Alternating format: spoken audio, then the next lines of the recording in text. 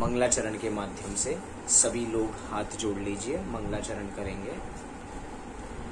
नमो अरिहंताणं नमो सिद्धाणं नमो आयरियाणं नमो उवज्झायाणं नमो लोये सव्यसाहूणम्।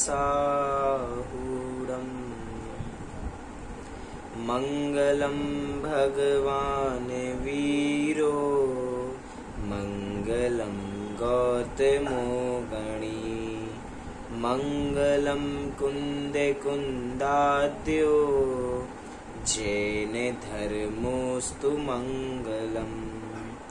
सर्वमंगल मांगल्यम सर्वकल्याणकारकम प्रधानं सर्वधर्माणां जैनं जयतु शासनम् जैनं जयतु शासनम् जैनं जयतु शासनम्। चलिए आज की चर्चा को हम प्रारंभ करते हैं। कल जहां हमने कथा को छोड़ा था, कौन सी कथा चल रही थी अपनी? हम किस कथा को वाच रहे थे? सेठ सुदर्शन जी की कथा। जो शीलवान है, जो अपने ब्रह्मचर्य व्रत को कायम रखते हैं, वो सेठ सुदर्शन की हम कथा जानने को यहाँ पे बैठे हैं। और यूं कहूं जिन्होंने अपनी वासना पर विजय प्राप्त कर ली थी, ऐसे वासना विजयी सुदर्शन जी की कथा को हम देख रहे हैं। उससे पूर्व हम थोड़ी सामान्य चर्चा करते हैं, उसके बाद कल की कथा से ही प्रारंभ करेंगे। इतनी देर आप सब रिवाइज कर लीजिए अपने अपने मन में कि नगरी का नाम क्या था, राजा का नाम क्या था, रानी का नाम क्या था, सेठ का क्या नाम था, सेठानी का नाम क्या था। ये सब अपने मन में इतने रिवाइज कर लीजिए। इतने हम थोड़ी सामान्य चर्चा करते हैं। जैसे कि हमारे जो नग्न दिगंबर वीतरागी मुनिराज होते हैं, वे ही पूर्ण सुखी होते हैं। पूर्ण सुखी क्यों होते हैं? क्योंकि उन्होंने बाहर से सब राग उनका टूट गया है, अंतरंग की राग परिणाम उनसे चला गया है। राग नहीं है तो उनके द्वेष भी किसी जीव से नहीं है, किसी प्रकार का उनके पास परिग्रह नहीं है। आज हम दिन की कक्षा में बहुत सुंदर बात कर रहे थे कि शास्त्राभ्यास से होने वाले लाभ, कि जिस समय हम स्वाध्याय करते हैं उस समय हमें 5 प्रकार के पाप नहीं होते। ऐसे ही हमारे मुनिराज, मुनिराज का जीवन ऐसा है क्योंकि वो महाव्रत के धारी होते हैं। उनके जीवन में किसी प्रकार के पाप होते नहीं है, ना उनके द्वारा हिंसा होती है, ना उनके द्वारा झूठ बोला जाता है, ना चोरी होती है, ना कुशील सेवन होता है, और ना परिग्रह इकट्ठा करने की भावना होती है। क्यों? क्योंकि परिग्रह किसी वस्तु का नाम नहीं है। परिग्रह तो वो मूर्छा का नाम है, जो हमारी इच्छा है किसी भी वस्तु को प्राप्त करने की। तो मुनिराज के पास बाहर में तो परिग्रह है ही नहीं, मात्र पिछी और कमंडल है, और वो भी परिग्रह नहीं है। पिछी कमंडल उनके साधन रूप में उनके उपयोग में आते हैं, और बाकी में अंतरंग में भी उनके किसी प्रकार का परिग्रह नहीं है। लेकिन थोड़ा विचार कीजिए, 5 पापों में से सामान्य जन अगर हम देखते हैं तो हमें सब लोगों को हिंसा पाप लगती है कि हमें हिंसा नहीं करनी चाहिए, किसी जीव को सताना नहीं चाहिए, क्योंकि वो परेशान होगा तो ऐसा बात ठीक नहीं है। हमें झूठ नहीं बोलना चाहिए। ये हमें सामान्य सदाचार भी हमें सिखाता है कि हमें किसी को मारना नहीं, झूठ नहीं बोलना, चोरी नहीं करनी, कुशील सेवन नहीं करना। लेकिन जो 5वें नंबर का पाप है वो कोई हमें सिखाता नहीं है, मतलब कि ये चीज नहीं करनी चाहिए। सब उस चीज को बढ़ावा ही देते हैं। सब चाहते हैं कि सब अपना व्यापार को बड़ा करें। जो अपना व्यापार जितना बड़ा करेगा वो उतना बड़ा इंसान। यूं कहूं, थोड़ी अच्छी भाषा में कहूं, शास्त्रीय शब्दों में कहूं, कि जो अपना परिग्रह जितना बढ़ाएगा उतना वो महान। ऐसा ही है। लेकिन हम 4 पाप को पाप मानने के लिए तैयार हैं, लेकिन परिग्रह को पाप मानने के लिए तैयार नहीं है। मुनिराज ने बाहर में सब परिग्रह को छोड़ दिया, लेकिन आत्मा रूपी परिग्रह को उन्होंने ग्रहण कर रखा है। इधर परिग्रह का दूसरा अर्थ है परिग्रह। परि माने चारों ओर से, और ग्रह अर्थात ग्रहण करना। मुनिराज ने बाहर के परिग्रह को तो त्याग कर दिया, अंतरंग में मूर्छा के परिणाम का त्याग कर दिया, लेकिन आत्मा रूपी परिग्रह अर्थात आत्मा को चारों ओर से ग्रहण करना प्रारंभ कर दिया। तो वास्तव में मुनिराज का सच्चा परिग्रह क्या है? उनकी आत्मा ही है। ऐसा प्रयोग पंच परमागम में किया है। मैं अपने माध्यम से ही नहीं कर रहा हूँ, ये आचार्यों की बात है, इसीलिए बता रहा हूँ। लेकिन हमें थोड़ा विचार करना चाहिए कि जिसको वो परिग्रह जानते हैं, हम उसको पाप मानने को तैयार ही नहीं है। हम दिन रात मात्र उसको इकट्ठा करने में लगे हुए हैं। लेकिन उसके अपोजिट हमारे मुनिराज हैं, उसके अपोजिट हमारे श्रावक हैं, जो कम से कम देश व्रत के द्वारा अपना परिग्रह को सीमित कर लेते हैं। परिग्रह परिमाण व्रत अंगीकार कर लेते हैं कि जो कुछ है उसमें परिमाण कर लेते हैं। मैं अपने से पूछना चाहता हूं कि हमें परिमाण की भावना भी आती है? परिमाण माने कि सीमित कर लेना, अपने उपयोग को, अपने जो परिग्रह है उसको लिमिट कर लेना, लिमिट बांध देना। कि हमें इतना भी भाव आता है? नहीं आता है। तो एक वास्तव में तो देखा जाए इतनी चीजें हैं जो हमारे जिंदगी भर में कभी उपयोग में नहीं आने वाली है, उसके बावजूद भी हमने वो चीजें अपने घर में इकट्ठे करके रख रखी हैं, पता ही नहीं कब काम आ जाए। और वो पता, खुद बोलते हैं पता नहीं कब काम आ जाए, और हमें पता भी नहीं है, लेकिन उसको इकट्ठे करने का परिणाम है, और वो हमारे राग का परिणाम है। वस्तु परिग्रह नहीं है, वस्तु चली भी जाए लेकिन वो अंतरंग में राग का परिणाम रह जाए तो क्या मतलब है। इसलिए कह रहे हैं कि भैया हमें परिग्रह को भी पाप समझें, तो हम सब इन 4 पापों से भी ऑटोमेटिक बच जाएंगे। यूं कहूं कि एक पाप करने में 4 पाप ऑटोमेटिक हो जाते हैं। हम कोई सा भी पाप ले लें, अगर हम चोरी कर रहे हैं तो चोरी में हिंसा, झूठ, कुशील और परिग्रह चारों आ जाएंगे। अगर हम परिग्रह को इकट्ठा कर रहे हैं तो उसके अंदर हिंसा, झूठ, चोरी, कुशील चारों आ जाएंगे। हम कुशील सेवन कर रहे हैं तो हिंसा, झूठ, चोरी, परिग्रह सब आ जाएगा। हिंसा कर रहे हैं तो झूठ, चोरी, कुशील, परिग्रह ये आ जाएगा। मतलब कि एक पाप करेंगे तो सब पाप करेंगे, और एक से बच जाएंगे मतलब सभी से बच जाएंगे। ऐसे हमारे मुनिराज होते हैं। और जिनकी हम कथा देख रहे हैं वो सेठ तो ऐसे हैं जो घर में रहते हुए भी घर में नहीं रहते हैं, अर्थात घर से वैरागी हैं, घर में रहना पसंद नहीं है, संसार में राग का परिणाम नहीं है। ऐसे ही हम सेठ सुदर्शन जी की कथा यहाँ पे जान रहे हैं। आप सबको जो होमवर्क दिया था 5 मिनट पहले आप सभी ने कर लिया होगा। जल्दी से देखते हैं, थोड़ी कहानी को रिवाइज कर लेते हैं जल्दी से। किसकी कहानी चल रही है? वासना विजयी सुदर्शन सेठ की कथा हम यहाँ पे जान रहे हैं। नगरी का नाम क्या था? क्योंकि याद नहीं होंगी तो हमें चीजें चलेंगी नहीं। नगरी का नाम क्या था? चंपापुर नाम की नगरी थी। राजा का नाम क्या था? धात्री वाहन नाम के राजा वहां पे राज्य किया करते थे। और रानी का नाम क्या था? अभयमती। रानी का नाम क्या था? अभयमती। और उसी नगर में एक सेठ रहते थे, जिन सेठ का नाम था वृषभ दास, और उनकी सेठानी का नाम था जिनमती। चारों ही धार्मिक प्रवृत्ति के थे, लेकिन जो राजा की पत्नी अभयमती हैं वो थोड़ी धर्म स्वभावी तो हैं, लेकिन उनके परिणाम ठीक नहीं है। अभी वो हमें कहानी में आगे पता लगेगा। कहानी जैसे जैसे धीरे आगे बढ़ती है तो जब उन सेठ सेठानी का पुत्र होता है तो वो इतना सुंदर होता है कि उनका नाम सुदर्शन रखा जाता है। उनके गुणों के अनुरूप उनका नाम रखा जाता है। सब लोग उन पे मोहित होते हैं, उनके स्वरूप पे मोहित होते हैं, उनकी सुंदरता पे मोहित होते हैं। तो वहीं पे एक कपिला नाम की स्त्री भी उन पे मोहित हो जाती है। इस बीच में उनकी शादी भी हो गई मनोरमा से, और उनका एक पुत्र भी उत्पन्न हो गया। सुकांत नाम का एक पुत्र उत्पन्न हो चुका है। लेकिन एक महिला को उनको देख के व्यभिचार के परिणाम आ गए, बुरे परिणाम आ गए, विषय कषाय या वासना के परिणाम आ गए। और किसी तरह जो हमारे नायक हैं कहानी के, अर्थात सेठ सुदर्शन हैं, अपने आप को नपुंसक बता के किसी तरह उसके चंगुल से बच के वापसी अपने राजमहल में प्रवेश कर जाते हैं। इस प्रकार हम कल की कथा को देख चुके थे। आइए आज हम उस कथा को आगे से प्रारंभ करते हैं। एक बार वसंत उत्सव के दिन राजा धात्रीवाहन अपनी रानी अभयमती के साथ उद्यान में जा रहे थे।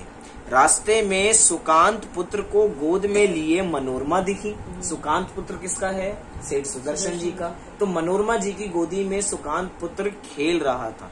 उसे देखकर जब रानी ने कौतूहल पूर्वक सखी से पूछा कि यह सुंदर पुत्र वाली महासौभाग्य स्त्री किसकी है, पता तो लगे, जो इतनी सुंदर है, जिसका पुत्र इतना सुंदर है, तो उनका पति कितना सुंदर होगा, हमें पता तो लगे।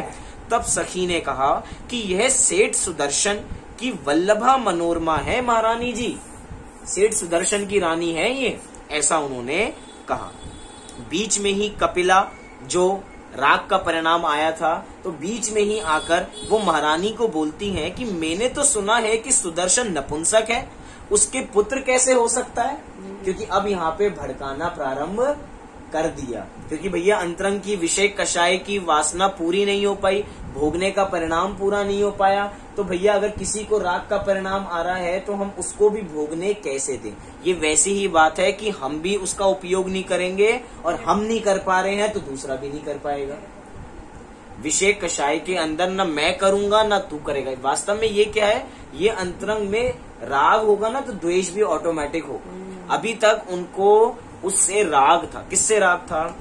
सेठ सुदर्शन जी से राग था, लेकिन अब वो राग द्वेष में बदल गया, तो जो भी उनसे राग करेगा वो उनको यही कथा सुनाएंगी कि ये तो भैया कौन है, ये तो नपुंसक है, इनको पुत्र कैसे हो सकता है? तो उत्तर में अभयमती ने कहा कि ऐसा पुण्यशाली पुरुष नपुंसक कैसे हो सकता है? क्योंकि भैया जिस पे राग का परिणाम आया है उस पे कितने ही मतलब आंछन लगाए जाएं, आरोप लगाए जाएं, उसके बावजूद भी वो उसे आरोप बर्दाश्त नहीं होते। जैसे कि अगर दो मित्र आपस में रहते हैं साथ में और दोनों कोई गलत कार्य कर रहे हैं, तो अगर कोई उन दोस्त के गलत कार्य को गिनवाएगा या कहेगा कि भैया तुम्हारा दोस्त बहुत बुरा है, तो उसकी बुराई हमसे सुनी नहीं जाती कि भैया वो हमारा मित्र है, हम उसके बारे में बुरा कैसे सुने।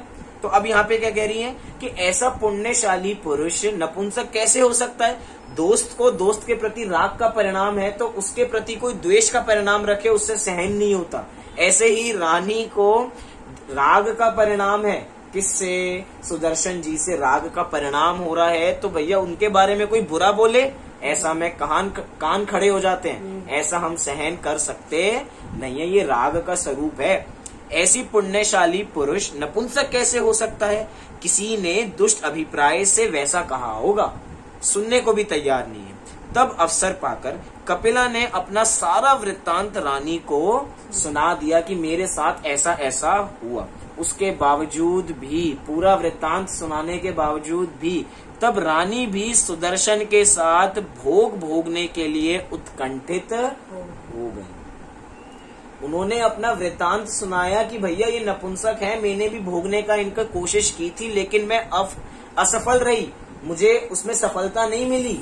उसके बावजूद भी जैसे जैसे वो वृत्तांत सुना रही थी, उनकी सुंदरता बता रही थी, उन्होंने उनके सारे अवगुणों को तो गौण कर दिया और उनकी सुंदरता उनको इतनी अच्छी लगी कि उस पे मोहित हो गई और उनके भोगने का परिणाम आ गया। तब रानी भी सुदर्शन के साथ भोग भोगने के लिए उत्कंठित हो गई। उसे भी काम रूपी सर्प ने डस लिया था, और एक बार सर्प डसता है तो क्या होने वाला है? उसका जहर तो चढ़ेगा, वो काम रूपी जहर तो चढ़ेगा। चाहे उस सर्प को कितना ही दूध पिला लें, उसके बावजूद भी क्या होने वाला है? कितना ही सर्प पिलाएं, वो कितना भी दूध पिलाएं, वो सर्प क्या उगलने वाला है? वो जहर ही उगलने वाला है। ऐसा ही यहाँ पे रानी के साथ भी हो रहा है। वह सुदर्शन को फंसाने का षड्यंत्र सोचने लग गई कि भैया इसको कैसे फंसाया जाए। यह काम रूपी सर्प, अब देखिए सुनने वाली बातें हैं ये। यह काम रूपी सर्प विकृत मानसिकता रूपी अंडे से पैदा होता है। कि ये सर्प कहाँ से पैदा हुआ? कौन सा सर्प? काम रूपी सर्प कहाँ से पैदा हुआ? मानसिकता से पैदा हुआ। मतलब कि जो बात हमने कल की थी, जितने पाप हम काय से नहीं करते उतने पाप हम किससे करते हैं? वचनों के माध्यम से करते हैं। और जितने पाप हम वचन से नहीं कर पाते हैं उतने पाप हम मन में करते हैं, सोच सोच के करते हैं। बाहर में कुछ हो या ना हो, हमने परिग्रह की चर्चा की, हमें परिग्रह का दोष कैसे लगता है?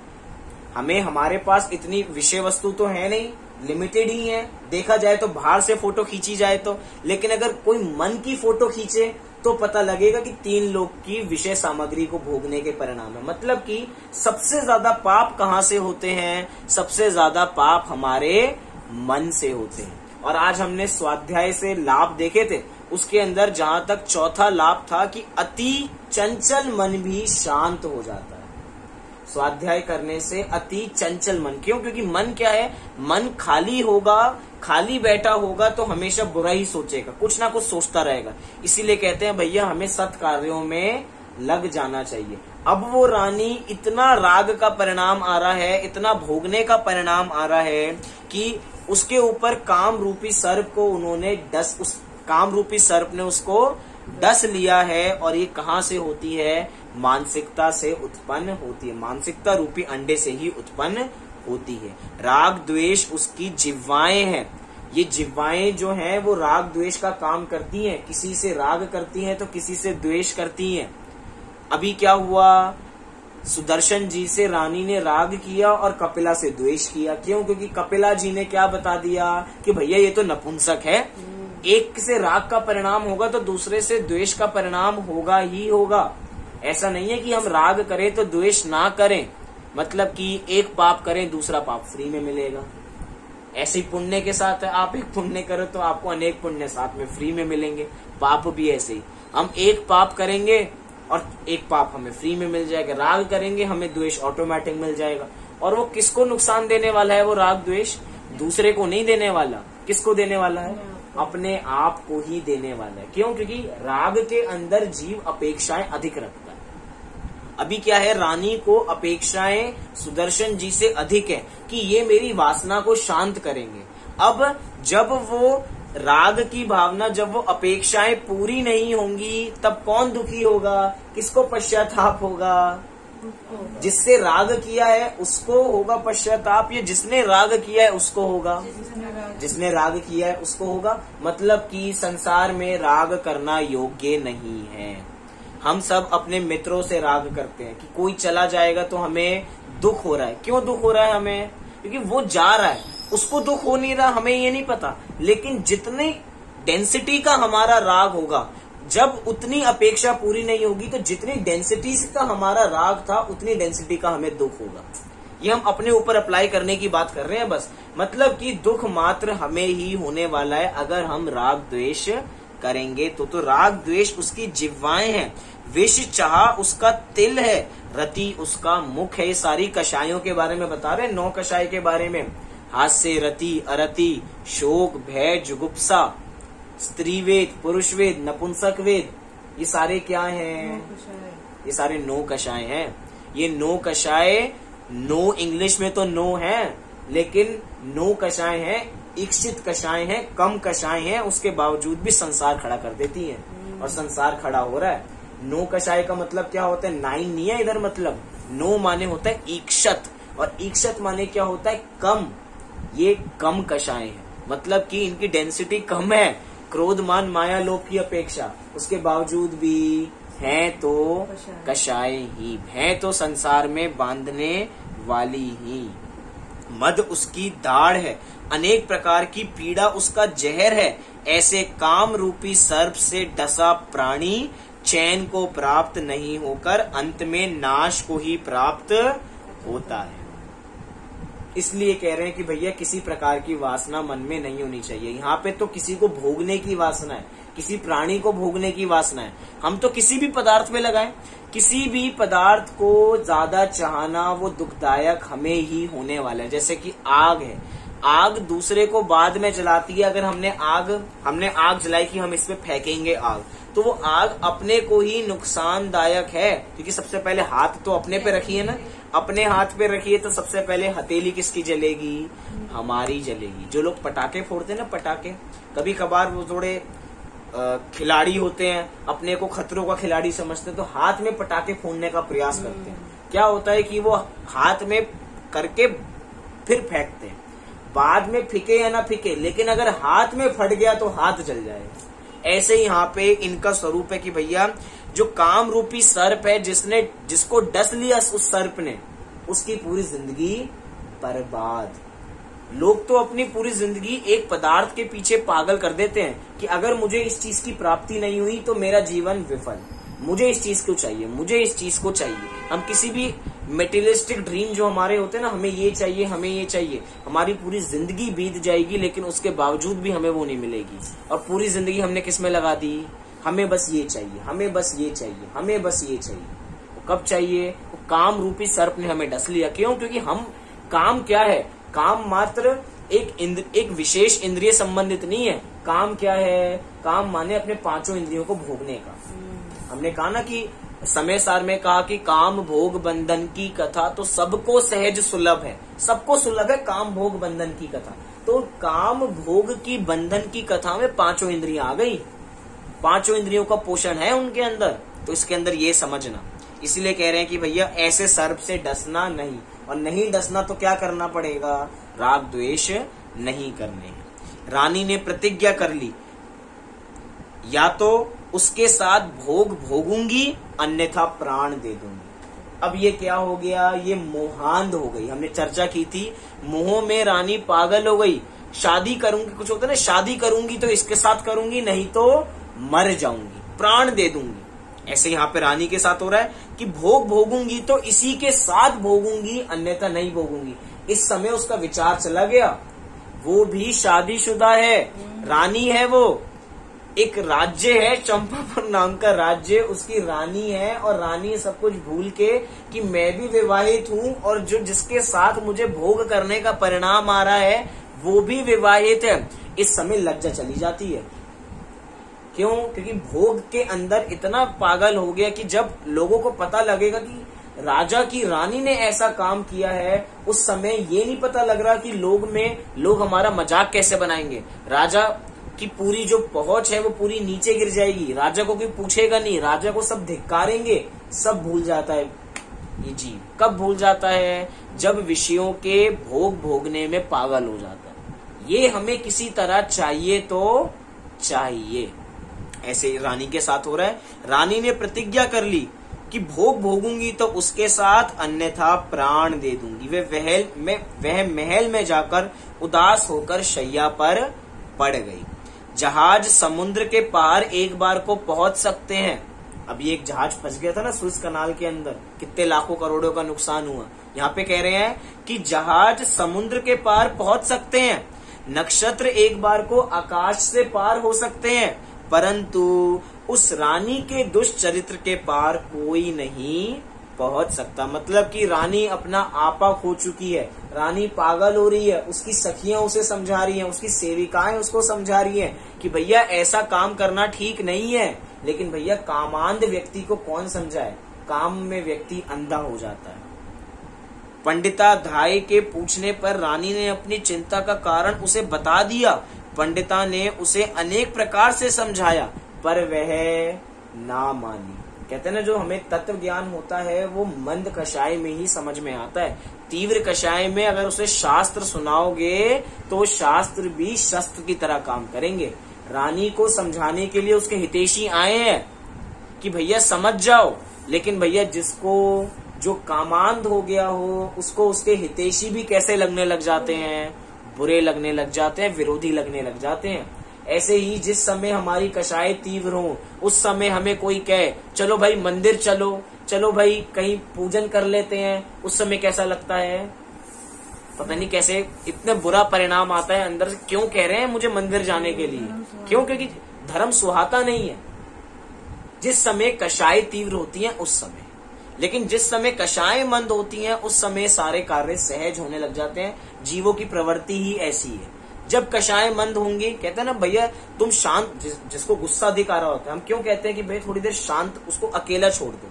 अकेला होगा तो क्या होगा, उसका गुस्सा शांत होगा, और जब गुस्सा शांत होगा तो अकेले में हम उसको जो बात समझाएंगे वो समझ जाएगा। लेकिन एक बहुत गुस्सा किसी का बिल्कुल उबला हुआ व्यक्ति है, उसको हम समझाए जा रहे हैं, चिल्ला के समझा रहे हैं, तो वो गुस्सा उसका और बढ़ रहा है, उसका और गुस्सा बढ़ रहा है। इसलिए भैया शांत हो जाना चाहिए। यहाँ पे ऐसा ही कह रहे हैं कि पंडिता धाई उनको समझाने आई है, लेकिन भैया कामांध जो व्यक्ति हो गया हो उसको समझ में नहीं आता। ऐसे अपने ऊपर लगाएं। अगर हम विषयों में लीन हैं तो हमें जिनवानी सुहाएगी नहीं। अगर हम अभी किसी भी कार्य में लीन हो जाएं, अगर हम अभी स्वाध्याय नहीं कर रहे होते तो क्या कर रहे होते, विचार करें। कुछ ना कुछ विषय कषाय में लीन होते, कहीं ना कहीं कुछ और कर रहे होते, लेकिन ये पक्की बात है स्वाध्याय नहीं कर रहे होते। हो सकता था किसी का 9 बजे टीवी पे शो आ रहा हो, किसी को कुछ देखना है, किसी को कुछ देखना है। 5 दिन एक शो आता है, 2 दिन एक शो आता है, सैटरडे संडे के दिन कुछ ना कुछ देखते रहते हैं। कुछ लोग ऐसे हैं जो अंधे हो गए, टीवी में अंधे हो गए कि हमें तो ये चीजें देखनी ही देखनी है। लॉकडाउन हुआ तो लोगों ने क्या देखना चालू कर दिया, भैया अब तो रामायण और महाभारत आ रही है, हम तो बस यही देखेंगे। उस समय क्या नहीं सुहारा, उस समय तत्व ज्ञान नहीं सुहारा। अभी फिर से लॉकडाउन हो सकता है ना लग जाए, ऐसी स्थिति बन रही है तो फिर से चालू हो रहा है, फिर से रामायण टीवी पे आने वाली है, फिर से लोग उसी को देखेंगे, लेकिन स्वाध्याय नहीं करेंगे। क्योंकि जिस चीज का रस है लोग उसकी तरफ भागेंगे। द्वारपालों को रानी का भय दिखाकर अष्टमी की रात को वे शमशान में पहुंच गई। कौन पहुंच गई? रानी जी वहां पर पहुंच गई, या उनके साथ जो उनकी पंडिता धाए हैं, क्योंकि उन्होंने वचन दिया है कि मैं तुम्हें किसी तरह मिलाऊंगी, क्योंकि वो तो सेवक है, सेवक को रानी की आज्ञा का पालन तो करना ही पड़ेगा। तो ठीक है भैया, तुम नहीं समझ रहे, हम किसी तरह तुम्हारी इच्छा को पूरी करने का प्रयास करेंगे। द्वारपालों को रानी का भय दिखाकर अष्टमी की रात को, किस रात को? अष्टमी की रात को कहाँ होते हैं सुदर्शन जी? शमशान में ध्यान कर रहे होते, क्योंकि उन्होंने नियम क्या ले लिया था, अष्टमी और चतुर्दशी के दिन रात्रि में एकांत स्थान शमशान में जाके प्रतिमा योग में ध्यान करेंगे। इसीलिए बता रहे हैं कि अष्टमी की रात को वे शमशान में पहुंच गई, जहां सेठ प्रतिमा योग से ध्यान में लीन थे। उनके अनेक मधुर वचनों से उन्हें आकृष्ट करना चाहा, पर वे तो अपने सुमेरु पर्वत निश्चल खड़े थे। एक तरीके से यहाँ पे विशेष प्रकार का खुलासा नहीं किया गया। अगर हम देखें तो जो अप्सराएं हैं, क्योंकि अप्सराओं जैसा जिनका स्वरूप है, ऐसी रानी किसी भी तरह उनको मतलब कि अपने षड्यंत्र में फंसाने की कोशिश करने को तैयार है। जैसे कि वो जम्बू स्वामी की हम कहानी देखते हैं, 4 रानी किसी तरह जम्बू स्वामी को अपने जीवन में अपनी लाग लपेट से, अपनी सुंदरता से संसार में उतारने के लिए तैयार हैं, लेकिन जो वैरागी जीव होते हैं वो जल में रहते हुए भी कमल की तरह अलिप्त रहते हैं। ऐसे ही जो रानी है वो मधुर वचनों से उन्हें आकृष्ट कर रही है कि, लेकिन जो सुदर्शन जी हैं वो सुमेरु पर्वत की तरह लीन है। उनको किसी पवन का उनके ऊपर फर्क नहीं पड़ता, चाहे आंधी आए चाहे तूफान आए, उसके बावजूद भी वो अपने ध्यान में लीन है। जब उसकी किसी कला चातुर्य का असर उन पर ना हुआ तो उसने उन्हें कंधे पर उठा लिया और रानी के यहाँ उनके महल में जाकर छोड़ दिया।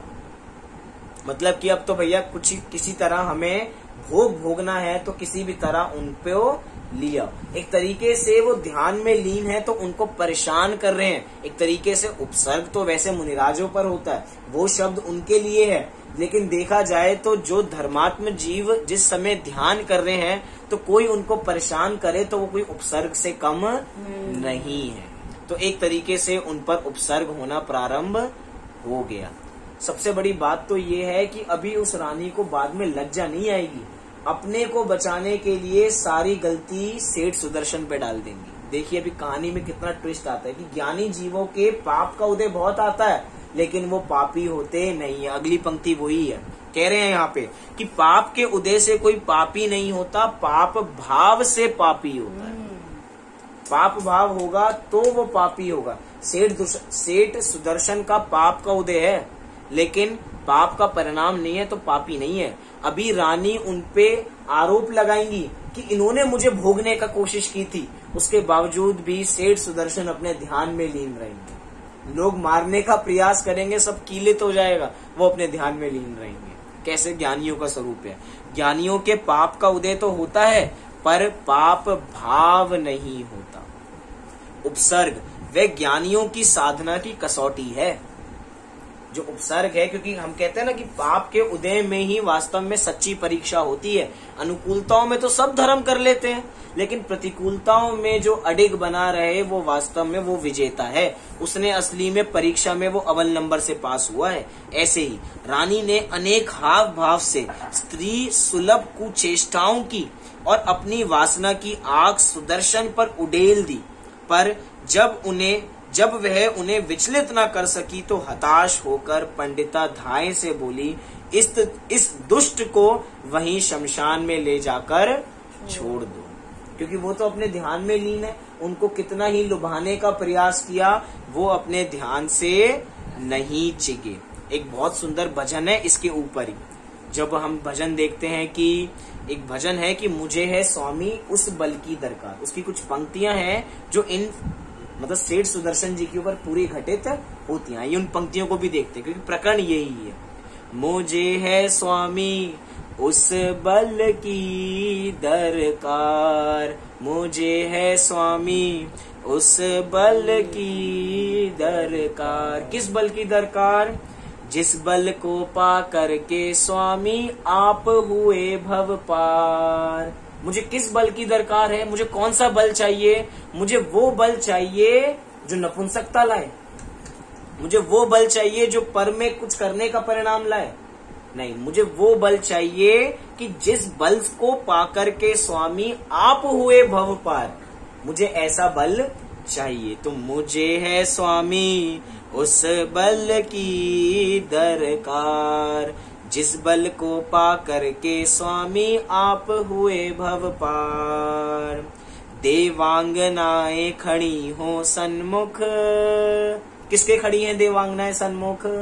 सेठ सुदर्शन जी के। देवांगनाएं खड़ी हो सन्मुख करती अंग विकार, अपने अंग को विकृत करने के लिए तैयार हैं कि एक बार काम भोग की वासना पूरी हो जाए। वासना की आग उन पे उड़ेल दी, किसी तरह भी भोगने की इच्छा पूरी हो जाए। तो क्या है कि करती अंग विकार, देवांगनाएं खड़ी हो सन्मुख करती अंग विकार। सेठ सुदर्शन सा मैं हूँ, सेठ सुदर्शन सा मैं हूँ, लागे नहीं अतिचार। मुझे है स्वामी उस बल की दरकार। ऐसी अपने साथ हम घटा सकते हैं। हमें विषय चक्रवर्ती के पास विषय कषायों की कमी होती है क्या? विषय कषाय सारे बराबर में बैठे हुए हैं, सब कुछ उनके मुंह से बोले वो चीज सामने हाजिर हो जाए, उसके बावजूद भी उनसे लिप्त नहीं होते हैं। ऐसे यहाँ पे कह रहे हैं देवांगनाएं सब खड़ी हुई हैं, उसके बावजूद भी अपने आप में विकृत नहीं होते हैं। ऐसे ही चक्रवर्ती के पास सारी चीजें होती हैं, उसके बावजूद भी वे बाहर के चक्रवर्तित्व को छोड़ के अपने अखंड आत्मा के चक्रवर्तित्व के ऊपर अपना अखंड राज्य करते हैं। ऐसे हमारे कौन होते हैं? चक्रवर्ती होते हैं। और यहाँ पे सेठ सुदर्शन की बात कर रहे हैं, सारी ऐसे अफसर बन रहे हैं। अगर कोई दुष्ट व्यक्ति होगा ना, जिसकी वो जो विकृत मन वाला होगा, उसके लिए तो सोना सोना हो गया, वो तो चाहता ही यही था। लेकिन ये ऐसे हैं जिन्होंने अष्टमी और चतुर्दशी को क्या रख रखा है? विशेष प्रकार का नियम ले रखा है, तब कर रहे हैं कि भैया इस दिन हमें नहीं करना। और जो ज्ञानी जीव होते हैं वो तो वैसे ही संसार से विरक्त रहते हैं, उनको तो ऐसे परिणाम वैसे भी आते ही नहीं है। तो रानी ने अनेक प्रकार से कोशिश की, लेकिन उसके बावजूद जब वो नहीं माने तो उनको शमशान में ले जाकर छोड़ दिया। पंडिता ने बाहर दृष्टिपात किया तो देखा कि सवेरा हो चुका है, सुबह हो चुकी है। अब वह उन्हें बाहर नहीं ले जा सकते। अगर बाहर लेके जाएंगे तो सब लोग उनको देख लेंगे कि ये यहाँ पर कैसे आए हैं, तो रानी का राज खुल जाएगा। रानी को अंदर डर लगने लगा। मतलब कि हम कोई भी पाप करते हैं तो अंदर में भय हर समय बना रहता है, पाप से हम बच नहीं सकते हैं। अभी हमारे यहाँ श्रेणिक जी आए थे, कितना बढ़िया उदाहरण दिया था कि अगर एक लड़का लड़की बाइक पे जा रहे हैं तो हमें क्या लग रहा है कि बहुत सुखी है, बहुत सुखी है। लड़के हमें के देख के लड़का बहुत सुखी है, लेकिन उसके समय अंदर हर समय यह भय बना हुआ है कि कहीं लड़की के घर वाले नहीं देख रहे हो, कोई हमें देख ना रहा हो। अगर देख लिया तो क्या होगा? दूर से देखें, दूर के ढोल सुहावने लग सकते हैं, पास जाके देखो तो दुख ही दुख है। मतलब जो हम पाप करेंगे पाप कार्य करेंगे तो अंदर में हर समय भय बना ही रहेगा, कहीं मेरा भांडा फूट नहीं जाए। जितने पाप होते हैं वो रात्रि में होते हैं, चोरी होती है तो रात्रि में होती है, कोई हमें देख ना ले, हर समय भय बना रहता है। जितने काले धन जो लोग रखते हैं, हर समय ये भय बना हुआ है, कहीं मेरा काला धन पता ना लग जाए, कहीं किसी को पता ना लग जाए, कहीं इनकम टैक्स वालों को नहीं पता लग जाए, ये भय बना हुआ है। क्योंकि जो पाप करेंगे उनको भय बना रहेगा। अब रानी को भय है कहीं मेरा राज खुल ना जाए, क्योंकि अब सवेरा हो चुका है। क्या किया जाए यह सोचकर अभयमती किम कर्तव्य विमूढ़ हो गई। मतलब उसके दिमाग में उसको अपने कर्तव्य ध्यान नहीं रहे, उसको अपने कर्तव्य में वो मूढ़ हो गई, अर्थात वो पागल हो गई, अपने उसको कुछ सूझा नहीं। अंत में जब उसे कोई उपाय न दिखा तो उसने अपने शरीर को नोचकर विड रूप कर लिया और स्वयं जोर जोर से चिल्लाने लगी। क्या चिल्लाने लगी? हाय, मुझ शीलवती को इस दुष्ट ने शत विक्षत कर दिया है। और भैया महिला की जो आवाज होती है वो हमेशा भारी होती है। महिला ने अगर कुछ कह दिया तो भैया पुरुष की बात नहीं चल सकती। ऐसा ही वहां पे हुआ, महिला ने चिल्ला चिल्ला के ये बात बता दी कि भैया इस व्यक्ति ने मेरे साथ बुरा किया है। और वास्तव में सच्चाई क्या है? सेठ सुदर्शन तो अपने ध्यान में बैठे हुए हैं, उन्हें तो कुछ बाहर का पता ही नहीं है। लेकिन अब वो क्या कर रही है? अपने को नोच नोच कर ये दिखा दिया कि इसने मुझको भोगने का, इन्होंने मुझे भोगने की चेष्टाएं की हैं, मैं तो शीलवती हूँ। ऐसे ज्ञानियों, ऐसी अज्ञानियों की बुद्धि चलती है, क्योंकि भैया पापी हैं, किसी तरह बचना चाहेंगे, रास्ते निकालेंगे। एक पाप बोलेंगे, एक झूठ बोलेंगे तो दूसरा झूठ बोलना पड़ेगा। एक गलत कार्य कर रहे हैं तो एक गलत कार्य को छिपाने के लिए दूसरा गलत कार्य करना पड़ रहा है। महल में चोरी छुपे लाया जा रहा है एक ज्ञानी पुरुष को, एक गलत कार्य, साथ में उस कार्य को छुपाने के लिए अपने को शत विक्षत कर लिया कि ये बता दिया कि भैया ये मेरे ऊपर चढ़ रहे थे, मैं नहीं कुछ कर रही थी, मैं तो शीलवती हूँ, इनको यहाँ से ले जाओ, इनको बहुत इनके साथ गलत, मतलब इनको मार डालो। ऐसा परिणाम। कामांध स्त्री सिंहनी की तरह क्रूर और वेश्या की तरह निर्लज हो जाती है। और निर्लज ऐसे होते हैं, जो हमने बात की थी थोड़े दिन पहले, निर्लज ऐसे होते हैं जो अपना मुंह छिपाना चाहते हैं, हर समय छिपाना चाहते हैं, लेकिन छिपाने की जगह मिलती नहीं है। अखबार में जितनी फोटो आती हैं, वो जितने भी गलत कार्य करते हैं अपना मुंह छिपाना चाहते हैं। जो गलत काम करते हैं उनके मुंह पे तो काला कपड़ा बांध दिया जाता है, इनकी शक्ल कोई देखे ही ना, ऐसे गंदे लोग हैं। और जिनकी नहीं छुप पाती, किसी तरह बचाने की कोशिश करेंगे, कोई हमें देखे ना, ये लज्जा की कोशिश है। क्योंकि लज्जा है, ऐसी उस वेश्या को लज्जा हो रही है एक तरीके से। जो अनर्थ क्रूर सिंह, व्याघ्र, सर्प, अग्नि और राजा नहीं कर सकते, वह अनर्थ कामांत स्त्री कर देती है। कौन सी स्त्री है? सभी स्त्री की बात नहीं चल रही, जो काम में अंधी है ऐसी स्त्री वो कार्य कर बैठती है जो राजा भी नहीं कर पाता। इसलिए भैया हमें इन चीजों से बचना चाहिए। जब राजा को उक्त घटना की खबर पड़ी तो राजा ने अंधविश्वास में रानी की बात पर भरोसा करके बिना कुछ सोचे समझे अपने अनुचरों को आदेश दे दिया कि जाओ इस दुष्ट को शमशान में ले जाकर खत्म कर दो। अब बताओ, ज्ञानियों पे एक तरफ तो उपसर्ग हो रहा है और एक तरफ उनके जो प्राण हैं वो अंत होने वाले हैं, वो प्राणांत होने वाले हैं। ऐसा ज्ञानियों के साथ हो रहा है। अब राजा ने भी नहीं सोचा, क्योंकि भैया रानी बोल रही है तो रानी पे तो विश्वास रखना ही है। उपसर्ग, घोर उपसर्ग। अरे निरपराध ज्ञानियों को भी ये दशा। लेकिन जब दुष्ट अपने दुष्ट स्वभाव को नहीं छोड़ते तो ज्ञानी भी अपने क्षमा स्वभाव को क्यों छोड़ें। सिद्धांत की पंक्ति हमें मिल गई। क्या मिली? जब अज्ञानी, जब दुष्ट अपने दुष्ट स्वभाव को नहीं छोड़ रहे हैं तो ज्ञानी अपना क्षमा छोड़ दें? नहीं, अपने पास जो गुण है हम उसको परिपूर्ण अपने पास रखेंगे। कोई कहता है ना भैया हमने चाटा मारा तो तुमने भी चाटा मार दिया, तो दोनों बराबर हो गए। तुम शांत रहो तो तुम्हारे क्षमा स्वभाव हमें पता लगेगा। तुम नहीं मारोगे तो तुम छोटे नहीं होगे, तुम बड़े होगे। क्यों? क्योंकि तुम सहन कर लिया, तुम बड़े हो। मारने में तो सब माहिर होते हैं, लेकिन जो बाहर में शक्तिशाली होता है अंदर में धैर्य भी उसको पूर्ण होना चाहिए। जितने भी राजा होते हैं ना, राजा महाराजा, लड़ाई होती थी युद्ध में, मारना सबको आता है, लेकिन जिसके पास धैर्य है, जिसको मार खाने की शक्ति है, किसी के पास मारने की शक्ति तो है लेकिन मार खाने की शक्ति नहीं है, तो युद्ध में हार जाते हैं। अनेक बार तो ये सिखाया जाता है कि कोई तुम्हें व्यक्ति मार रहा है लेकिन तुम अपने में बने रहो, तुम्हें वार नहीं करना, तुम्हें दूसरे की पावर खत्म करनी है। जब तुम दूसरे की पावर खत्म होगी तब तुम वार करना। मतलब धैर्य अपने पास होना चाहिए। तो भैया जिसके पास जो होता है वो वही रखता है। ऐसी बहुत चलती हैं ऐसी चीजें कि जो लोग बहुत गाली देते हैं, तो जो लोग गाली देते हैं तो क्या उनको देख के हम भी गाली देना प्रारंभ कर दें? नहीं भैया, जिसके पास जो होगा वो वही देगा। गाली देने वाले के पास मात्र गालियां हैं तो गालियां देता रहता है, और अगर हम भी गाली देंगे तो हम भी उसके समान हो जाएंगे। हमें ऐसा नहीं होना। तो भैया जब दुष्ट अपने स्वभाव नहीं छोड़ रहे तो हम अपने स्वभाव को क्यों छोड़ें? उन्हें तो उन पे उपसर्ग बहुत होता है लेकिन वो अपने स्वरूप में बने रहते हैं। क्रूर सेवक सुदर्शन को पकड़कर उन्हें शमशान में ले गए और तलवारें निकालकर उन्हें मारने की ज्यों ही उद्यत हुए त्यों ही उनके खड़क प्रहार गले का पुष्पाहार बनते गए। जैसे जैसे वो वार करते गए वो वार तो हुआ नहीं और वो पुष्पों की माला बनती चली गई। और ऐसा करते करते करते करते उनकी जो तलवारें हैं वो कीलित हो गई, वो वहीं पे रुक गए। और जब रुके, जब सवेरा तो हो ही चुका था, सारे लोग वहां पर पहुंचे तो उनको पता लगा कि भैया ये क्या हो रहा है। जो व्यक्ति अपने ध्यान में लीन है उस पे राजा के सेवक हिंसा कर रहे हैं। चलो राजा के पास, ऐसा कैसे हो गया? तो सब लोग सुबह वहां पर जाते हैं। मारने वाले वहीं पे कीलित हो गए। देखो भैया विचित्र है पुण्य पाप का नाटक। एक और प्रहार तो दूसरी तरफ हार।